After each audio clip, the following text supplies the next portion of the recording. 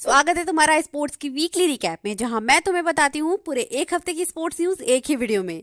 तो जैसा कि तुम्हें पता होगा कि अभी चल रही है इंडिया वर्सेस अफगानिस्तान की T20 सीरीज, और इस सीरीज में विराट कोहली और रोहित शर्मा भी हैं। फर्स्ट T20 विराट कोहली ने मिस किया due to family reason. Second और थर्ड वो खेलेंगे।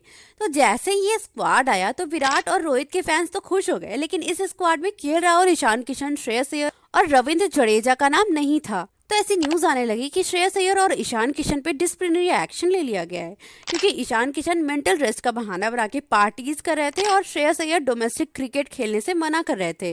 ऐसा कुछ भी नहीं है। राहुल द्रविड़ ने प्रेस कॉन्फ्रेंस में बताया कि ईशान किशन ने अपने आप को अवेलेबल नहीं रखा हुआ था। तो अगर तुम्हें याद हो तो मैंने बताया था कि वो साउथ अफ्रीका सीरीज से ही क्रिकेट से ब्रेक लिए हुए हैं, तो इसी कारण वो अवेलेबल नहीं थे सेलेक्ट करने के लिए। एंड श्रेयस अय्यर के बारे में राहुल द्रविड़ ने कहा कि वो सिर्फ मिस आउट कर गए क्योंकि बहुत सारे प्लेयर्स थे सेलेक्ट करने के लिए। इसके अलावा कुछ लोग ये भी बोल रहे हैं कि बुमराह, सिराज, जड्डू और सूर्य कुमार यादव क्यों नहीं है स्क्वाड में। तो इसलिए नहीं है क्योंकि बुमराह, सिराज और जड्डू को रेस्ट दिया गया है और सूर्य कुमार यादव इंजर्ड हैं। तो देखो, फर्स्ट T20 तो हो गया और बहुत ही सारी चीज हुई है, लेकिन मैं इसके बारे में इस वीडियो में बात नहीं करूंगी, क्योंकि इस पूरी सीरीज में क्या क्या हुआ उसके लिए मैं एक सेपरेट वीडियो बनाऊंगी। So stay tuned. आते हैं अपनी अगली न्यूज पे। तो इस हफ्ते हमारी प्रेसिडेंट द्रौपदी मुर्मू जी ने नेशनल स्पोर्ट्स अवार्ड दिया हमारे ऐसे एथलीट्स को जो इस साल हमारे देश को खेल में और आगे ले गए और पूरे देश को प्राउड फील कराया।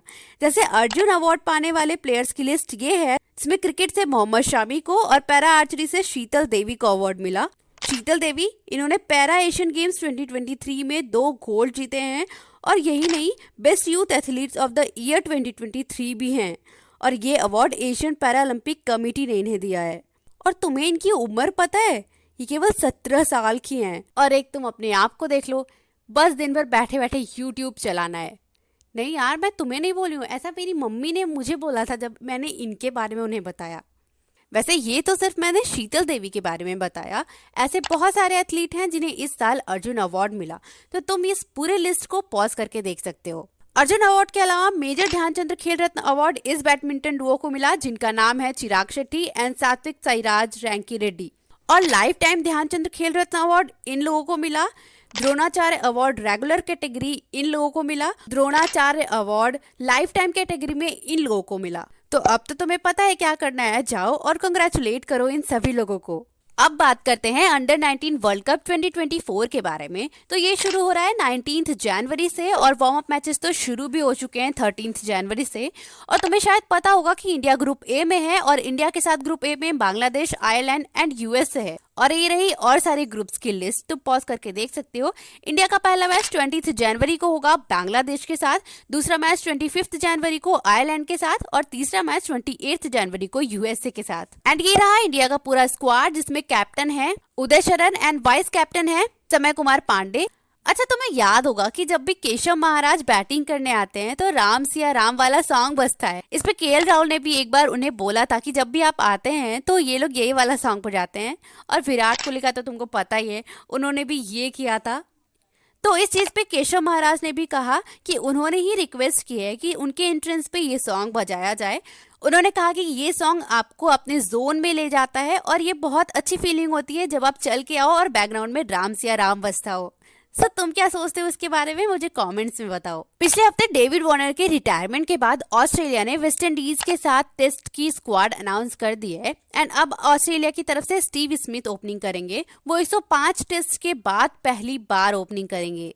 अगर तुम्हें याद होगा तो मैंने कुछ टाइम पहले तुम्हें संदीप लामिछाने के बारे में बताया था। तो ये नेपाल के एक प्लेयर थे, और इनके ऊपर ये एलिगेशन था कि इन्होंने 18 इयर्स ओल्ड एक गर्ल को असॉल्ट किया था। सो अभी काठमांडू कोर्ट ने इन्हें गिल्टी मान लिया है और इन्हें 8 साल की जेल हो गई है। नेपाल की बात कर ही रहे हैं तो ये न्यूज भी सुन लो। हमारे external affair minister S Jaishankar ji ने नेपाल को ऑफिशियल होम ग्राउंड अनाउंस कर दिया है, और ये एक हिस्टोरिकल मूव था नेपाल क्रिकेट के लिए। और ये जैसे केवल बायलैटरल्स को ही स्ट्रेंथन नहीं करेगा, बल्कि नेपाल को क्रिकेट में एक ब्राइट फ्यूचर भी देगा। अब एक और अच्छी न्यूज सुनो। तो कुछ दिन पहले मैंने तुम लोगों को बताया था कि मुजीबुर रहमान, नवीन उल हक और फजल हक फारूकी को एसीबी ने एनओसी यानी नो ऑब्जेक्शन कॉन्ट्रैक्ट देने से मना कर दिया था, क्योंकि वो लोग अपने देश के लिए खेलने को प्रायोरिटी नहीं दे रहे थे।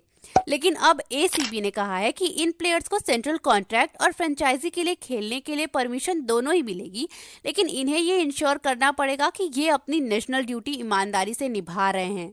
अगली न्यूज है बांग्लादेश से। तो बांग्लादेश के कैप्टन शाकिब अल हसन बांग्लादेश के पार्लियामेंट की सीट जीत चुके हैं वहां के जनरल इलेक्शंस में। अब देखो, इतनी सारी नेबर कंट्रीज की न्यूज बता दी मैंने, तो अब अपने एक और पड़ोसी की बात कर लेते हैं। तो क्या इंडिया और पाकिस्तान की बायलैटरल सीरीज हो सकती है? वेल, ऐसा मैं नहीं कह रही हूँ, पीसीबी के चेयरमैन जका अशरफ ने कहा है। उन्होंने कहा कि both the boards are ready to play one another as long as there is government clearance. तुम्हें क्या लगता है, क्या ऐसा हो सकता है? कमेंट्स में बताओ। अब बात करते हैं गाम्बिया फुटबॉल टीम की। तो गाम्बिया फुटबॉल टीम एक टूर्नामेंट के लिए ट्रेवल कर रही थी और कुछ मिनट ही हुए थे उनकी फ्लाइट को टेक ऑफ हुए, लेकिन उनके पायलट को इमरजेंसी लैंडिंग करनी पड़ी due to some technical issue. And इतना ही नहीं, उस फ्लाइट में ऑक्सीजन की भी कमी हो गई थी, जिसकी वजह से उन्हें एक्सट्रीमली हॉट कंडीशन भी फेस करना पड़ा। फॉर्चुनेटली सभी लोग सेफ हैं और प्लेन की भी सेफली लैंडिंग हो गई थी। ओके, तो तुम मुझे बताओ, तुम्हें केप टाउन वाली पिच याद है जिसके बारे में रोहित शर्मा ने भी रिसेंटली बात की थी? तो आईसीसी ने केप टाउन की इस पिच को अनसेटिस्फैक्टरी रेट किया है। और अब हमारी अगली टेस्ट सीरीज इंग्लैंड के साथ है। तो पहले 2 टेस्ट का स्क्वाड अनाउंस हो गया है। Rohit Sharma, Shubman Gill, Yashasvi Jaiswal, Virat Kohli, Shreyas Iyer, KL Rahul, KS Bharat, Dhruv Jurel, R Ashwin, Ravindra Jadeja, Axar Patel, Kuldeep Yadav, Mohammad Siraj, Mukesh Kumar, Jasprit Bumrah, आवेश खान, ये सभी लोग इस स्क्वाड में हैं। और ये रहा पूरे टेस्ट का शेड्यूल। ऑल्सो ईसीबी ने बताया कि इस सीरीज के लिए दिनेश कार्तिक इंग्लैंड लॉयंस को as a batting consultant join करने वाले हैं।